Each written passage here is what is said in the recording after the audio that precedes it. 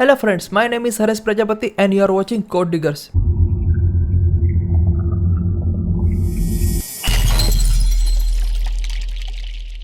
तो फ्रेंड्स, आज का हमारा टॉपिक है डेटा टाइप्स और वेरिएबल।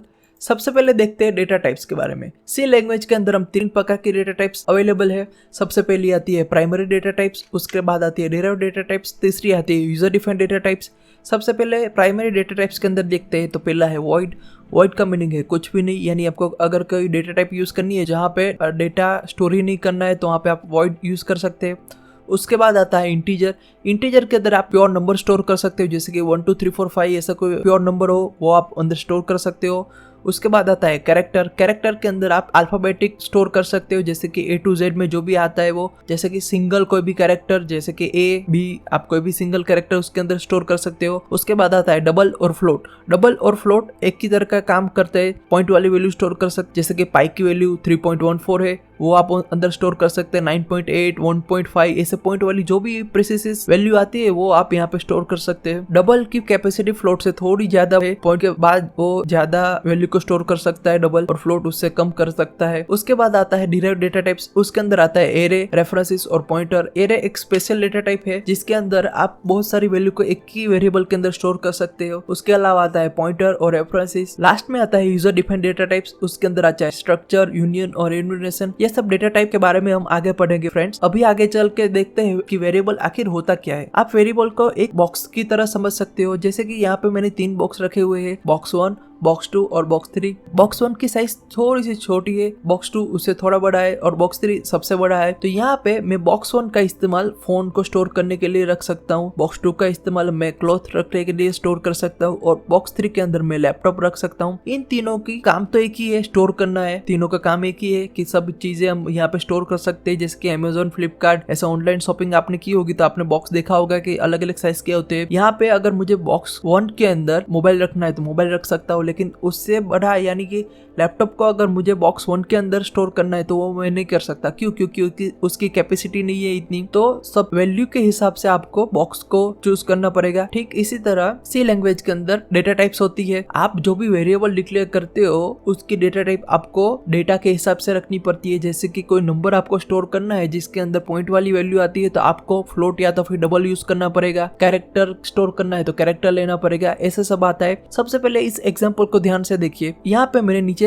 सब बॉक्स को नाम दिया हुआ है, जैसे कि बॉक्स 1, बॉक्स 2 और बॉक्स 3। अगर मुझे मोबाइल चाहिए तो मैं क्या करूंगा, बॉक्स 1 है उसको ही जाके सिलेक्ट करूंगा, क्योंकि मुझे मालूम है कि बॉक्स 1 के अंदर मोबाइल है, बॉक्स 2 के अंदर क्लॉथ है, बॉक्स 3 के अंदर लैपटॉप है। ठीक इसी तरह वेरिएबल के अंदर भी नाम दिया जाता है। नाम के हिसाब से आप उस वैल्यू को एक्सेस कर सकते हो। जैसे कि मुझे लैपटॉप चाहिए तो मैं बॉक्स 3 ही चूज करूंगा। क्यों? मुझे मालूम है कि बॉक्स 3 के अंदर लैपटॉप पड़ा हुआ है। इसी तरह हम देखते हैं कि वेरिएबल डिक्लेयर कैसे करते हैं और उसका यूज कैसे करते हैं सी लैंग्वेज के अंदर। चलिए, तो वेरिएबल आखिर होता क्या है दोस्तों, कि वो एक प्रकार का, हमने अभी बोला कि कंटेनर जैसा होता है जो वैल्यू को स्टोर करने के लिए काम आता है। वेरिएबल की वैल्यू आप कभी भी बदल सकते हैं। जैसे कि आपने स्टार्टिंग में वेरिएबल डिक्लेयर किया और उसकी वैल्यू कुछ दी नहीं, बाद में आपने उसको रिसेट कर दिया। जैसे कि आपने बॉक्स लिया ब्लैंक, उसके अंदर मोबाइल रखा, वापस मोबाइल निकाल के ईयरफोन रखा, वो निकाल के टैबलेट रखा, आप कोई भी चीज रख सकते हो ना बॉक्स के अंदर, रिप्लेस कर सकते हो। ठीक उसी तरह वेरिएबल के अंदर भी आप वैल्यू को चेंज कर सकते हो, लेकिन आप वेरिएबल का नाम नहीं चेंज कर सकते। नाम बहुत ही इंपॉर्टेंट चीज है। जैसे कि यहाँ पे दिया हुआ है कि अगर आपको कोई प्रोग्राम लिखना है तो उसके अंदर वेरिएबल चाहिए ही चाहिए, क्योंकि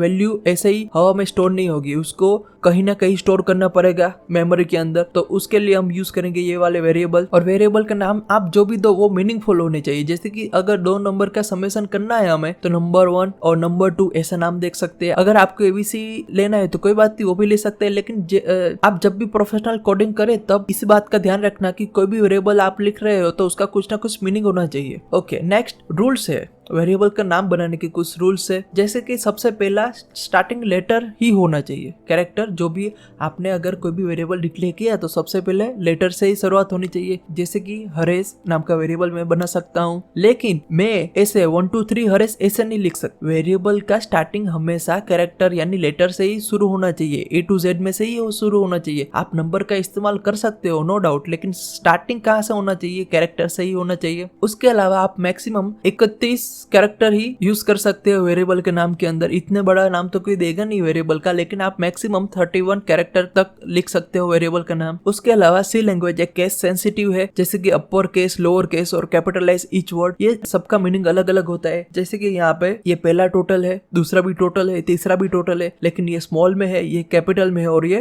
कैपिटलाइज ईच वर्ड में है। तो इसके अंदर क्या होता है कि तीनों का मीनिंग तो एक ही होता है, नाम एक ही है लिखा हुआ, लेकिन उसकी स्पेलिंग अलग अलग लिखी हुई है। जैसे कि ये स्मॉल लेटर में लिखा हुआ है, ये कैपिटल में लिखा हुआ है, इसका पहला वर्ड कैपिटल है, इसका दूसरा सब स्मॉल है, तो ये अलग अलग कंसिडर हो गया। यानी अगर आपने टोटल नाम का कोई वेरिएबल डिक्लेयर कर दिया, उसके अलावा आपने ये भी टोटल डिक्लेयर कर दिया, तो ये सब तीनों का तीनों वेरिएबल अलग अलग कंसिडर किए जाएंगे। ये तीनों का तीनों वेरिएबल अलग कंसिडर किए जाएंगे, एक ही वेरिएबल जैसा कंसिडर नहीं हो पाएगा। दूसरा आता है वेरिएबल कीवर्ड नहीं होना चाहिए। कीवर्ड का मीनिंग क्या होता है दोस्तों, कि सभी लैंग्वेज के अंदर कोई ना कोई कीवर्ड रिजर्व होता है, कि जिसका मीनिंग कुछ ना कुछ होता है। जैसे कि हमने आगे सैंपल प्रोग्राम में देखा था, तभी हमने प्रिंटफ फंक्शन देखा था, उसके ऊपर वॉइड मेन था। तो यहाँ पे जो डेटा टाइप है, मेन फंक्शन है, हैशटैग इंक्लूड है, फॉर लूप आएगी, व्हाइल लूप आएगी, ऐसे अलग अलग प्रकार की जो भी चीजें आती है सी लैंग्वेज के अंदर, उसका कुछ ना कुछ मीनिंग होता है। तो उसका इस्तेमाल आप वेरिएबल के नाम डिक्लेरेशन में नहीं कर सकते हो। उसके अलावा लास्ट में आता है व्हाइट स्पेस, यानी आप वेरिएबल के नाम के बीच में आप स्पेस नहीं रख सकते। जैसे कि मुझे नाम रखना है वेरिएबल का हरेश प्रजापति, तो मैं क्या करूंगा, हरेश स्पेस प्रजापति, ऐसे नहीं लिख सकता। क्यों? क्योंकि ये व्हाइट स्पेस उसमें अलाउ नहीं है। तो मैं ऐसे लिख सकता हूँ हरेश अंडरस्कोर प्रजापति। तो इसमें क्या होगा कि अंडरस्कोर इसमें लीगल है, तो आप उसका इस्तेमाल कर सकते हैं। एक बात याद रखना कि वेरिएबल का नाम के स्टार्टिंग लेटर से ही होना चाहिए, नंबर या तो फिर अंडरस्कोर का इस्तेमाल वहां पे आप नहीं कर सकते। पूरे वेरिएबल में कर सकते हो, लेकिन स्टार्टिंग तो आपको लेटर ही लिखना पड़ेगा। उसके बाद एग्जांपल दिए गए हुए मैंने यहाँ पे, जैसे कि ये ऊपर वाला जो भी है, ये परफेक्ट वेरिएबल डिक्लेरेशन का एग्जांपल दिया हुआ है। नीचे जो दिए गए हो वो रॉन्ग तरह से डिक्लेयर किए गए वेरिएबल के नाम है। जैसे कि ये देखो, ये आई है, टोटल 1 2 3, यहाँ पे ये चलेगा 1 2 3। क्यों? क्योंकि ये आखिर में है, स्टार्टिंग तो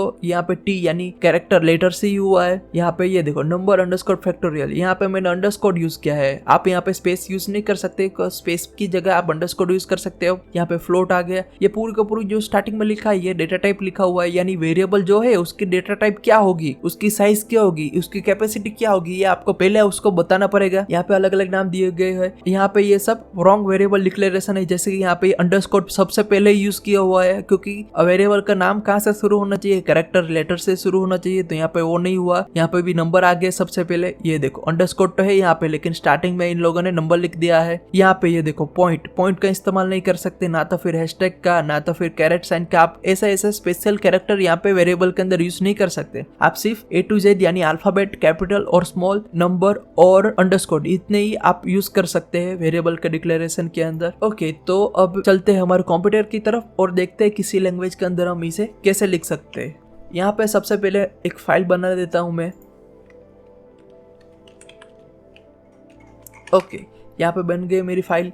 यहाँ पे सबसे पहले प्रोग्राम की शुरुआत करते हैं। जैसे कि सबसे पहले क्या आएगा, हैशटैग इंक्लूड stdio.h आएगा। ओके, उसके बाद आएगा हमारा main function void main। Okay, अभी आपको पता चला दोस्तों यहाँ पे हम void क्यों लिखते हैं। ये एक प्रकार की रिटर्न टाइप है। void लिखा हुआ है, यानी void का मीनिंग मैंने आपको बताया क्या, void का मीनिंग होता है नथिंग, यानी कुछ भी नहीं। हमारा मेन फंक्शन कुछ भी रिटर्न नहीं कर रहा है। तो यहाँ पे अगर हम कुछ रिटर्न कराना चाहते हैं, जैसे कि इंटीजर, तो इंटीजर का मीनिंग मैंने क्या बताया, नंबर। जैसे कि यहाँ पे मैं लिख देता हूँ रिटर्न 0, तो यहाँ पे रिटर्न 0 यानी 0 को रिटर्न कर रहा है। और ये जो 0 रिटर्न हो रहा है उसकी डेटा टाइप क्या है, इंटीजर है, इसलिए मैंने यहाँ पे इंटीजर लिखा था। ओके, जैसे कि हमें यहाँ पे वेरिएबल डिक्लेयर करना है, तो सबसे पहले क्या लिखना पड़ेगा, उसका डेटा टाइप लिखना पड़ेगा। जैसे कि इंटीजर, अब नाम देख सकते हैं आप, जैसे कि मैं लिखता हूँ हरेश, हो गया। अगर आपको कैरेक्टर टाइप का कोई वेरिएबल डिक्लेयर करना है तो आप यहाँ पे लिख सकते हैं कैर।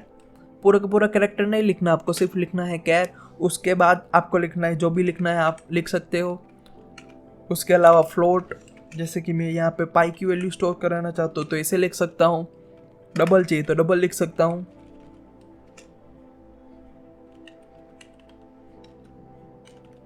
हो गया। तो यहाँ पे अगर ये वेरिएबल मैंने डिक्लेयर तो कर दिया। वेरिएबल सिर्फ डिक्लेयर करने से काम नहीं चलता, वेरिएबल के अंदर कुछ ना कुछ वैल्यू स्टोर करनी पड़ेगी।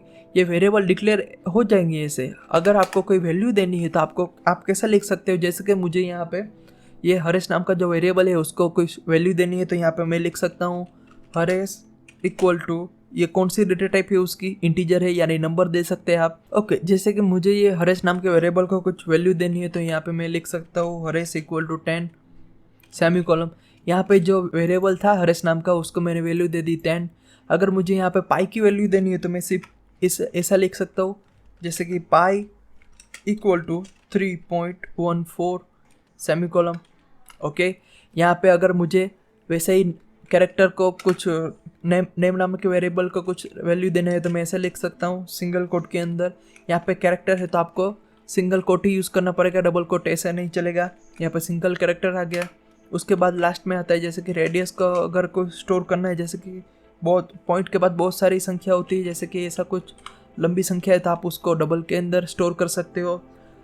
ओके दोस्तों, तो इस तरह से आप उसको वैल्यू असाइन कर सकते हो। यहाँ पे जो ये बीच में जो इक्वल टू लिखा है ये असाइनमेंट ऑपरेटर है, इसके बारे में हम नेक्स्ट पार्ट में डिस्कस करने ही वाले हैं। आई होप दोस्तों आपको इस वीडियो में समझ में आया होगा कि वेरिएबल आखिर क्या होता है। एक प्रकार का कंटेनर होता है, उसके अंदर हम वैल्यू क्यों स्टोर करते हैं। अगर मुझे यहाँ पे वेरिएबल की वैल्यू रिट्राई करनी है तो मैं क्या करूँगा, उस वेरिएबल का नाम लिखूंगा। जैसे कि मुझे हरेश की वैल्यू चाहिए तो यहाँ पे अगर मुझे हरेश की वैल्यू प्रिंट करानी है वेरिएबल को, तो प्रिंट कराने के लिए हम कौन सा फंक्शन यूज़ करते थे, हम यूज़ करते थे प्रिंटफ का। अगर यहाँ पे मुझे ऐसा डायरेक्ट प्रिंट कराना है तो मैं ऐसा लिख सकता हूँ, जैसे कि %d। यहाँ पे %d किसके लिए यूज़ होता है, %d यूज़ होता है हमारे इंटीजर के लिए। जैसे कि यहाँ पे मैं इंटीजर टाइप का जो वेरिएबल डिक्लेयर किया है हरेश नाम का, वो मुझे यहाँ पे प्रिंट करना है तो मैं क्या करूँगा, डबल कोट के अंदर लिखूँगा %d और यहाँ पे आके कोमा में यहाँ पे आर्ग्यूमेंट पास करनी है हमें। जैसे कि यहाँ पे पहला मैंने क्या लिखा है, %d लिखा है, तो ये %d के अंदर आपको किस वेरिएबल की वैल्यू रखनी है, जैसे कि हरेश की वैल्यू रखनी है तो यहाँ पे आप हरेश लिख सकते हो। इसको सेव किया और इसको रन करते हैं। ये देखो आ गई वैल्यू। अगर यहाँ पे जाके मैंने 10 की जगह यहाँ पे मैंने 12 लिख दिया तो यहाँ पे जैसे सेव करके रन करते हैं तो यहाँ पे वो ऑटोमेटिक वैल्यू आ जाएगी 12। ये देखो, अगर आपको ये पाई की वैल्यू प्रिंट करानी है तो सबसे पहले आपको देखना पड़ेगा कि पाई की डेटा टाइप क्या है। पाई की डेटा टाइप है फ्लोट, तो यहाँ पे आप %d यूज़ नहीं कर सकते। फ्लोट के लिए आपको चाहिए होगा %f और यहाँ पे सामने लिखना पड़ेगा उसका नाम, जैसे कि मैं लिख देता हूँ पाई। इसको सेव करते हैं, वापस इसको रन करते हैं। ये देखो यहाँ पे आउटपुट आ जाएगा। ये देखो आ गया। ये पॉइंट के बाद ये 6 नंबर एक्सेस करेगा। अगर यहाँ पे 3.14 ही है तो उसके अलावा जो भी नंबर रह गया बाकी वो उसको भी ऐसे स्टोर कर देता है। अगर मुझे यहाँ पे ये नेम की वैल्यू मुझे प्रिंट करानी है यहाँ पे, तो मैं लिख सकता हूँ नेम और यहाँ पे जाके सेव कर देता हूँ। ये नेम कैरेक्टर डेटा टाइप का वेरिएबल है तो उसको प्रिंट करने के लिए हम यूज़ करेंगे %c। एकदम आसान है दोस्तों। %d इंटीजर के लिए, %f फ्लोट के लिए और कैरेक्टर के लिए %c यूज़ कर सकते हैं हम। यहाँ पे जाके इसको सिंपली रन करते हैं। ये देखो आ गया आउटपुट। और लास्ट में आता है ये वाला रेडियस। अगर हमें रेडियस की वैल्यू प्रिंट करनी है तो वो भी हम ऐसे लिख सकते हैं रेडियस। और रेडियस के लिए हमको वही यूज़ करना है जो फ्लोट के अंदर किया था, जैसे कि %f। यहाँ पे सेव किया, इसको रन किया। ये देखो आ गया। इस तरह से हम स्टोर कर सकते हैं वेरिएबल के अंदर उसकी वैल्यू और उसको डिस्प्ले कर सकते हैं प्रिंटफ के द्वारा। आई होप दोस्तों आपको इस वीडियो में बहुत कुछ नया जानने को मिला होगा। तो मिलते हैं अगले नेक्स्ट वीडियो में। Thank you for watching.